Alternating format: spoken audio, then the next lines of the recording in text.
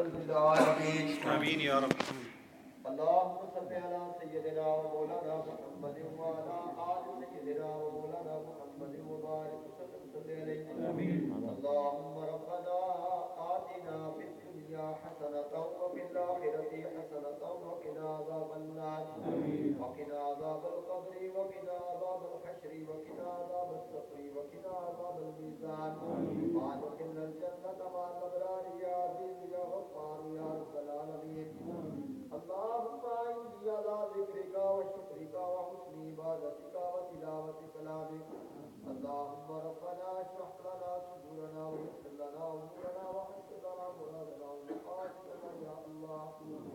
اللهم ربنا آتنا خير الدنيا وخير يوم الآخرة واصرف شر الدنيا وشر يوم الآخرة. اللهم اغفر وارحم وأنت خير الراحمين يا رحمن يا رحيم يا رزاق يا كريم يا حي يا قيوم برحمتك نستعين. میرے مولا ہم سب کے خالق و مالک، تیری بارگاہ میں دستے دراز ہے، جو کچھ ہم نے پڑھا، جو حضور کی مدد کرائی ہوئی، تیرے قرآن کی تلاوت کی گئی، اللہ اپنی بارگاہ میں قبول منظور فرما. یا اللہ اس ساری محفل میں جتنا کچھ بھی پڑھا گیا، درود شریف پڑھا گیا، ہم کو نعت کی گئی، تیری تسبیح بیان کی گئی، اللہ اس ساری کلام کا ثواب ہدیۃ تحفۃ حضور تاجدار مدینہ حضرت مومن صلی اللہ علیہ وسلم کی بارگاہ میں ہدیۃ پیش کرتے ہیں، قبول منظور فرما.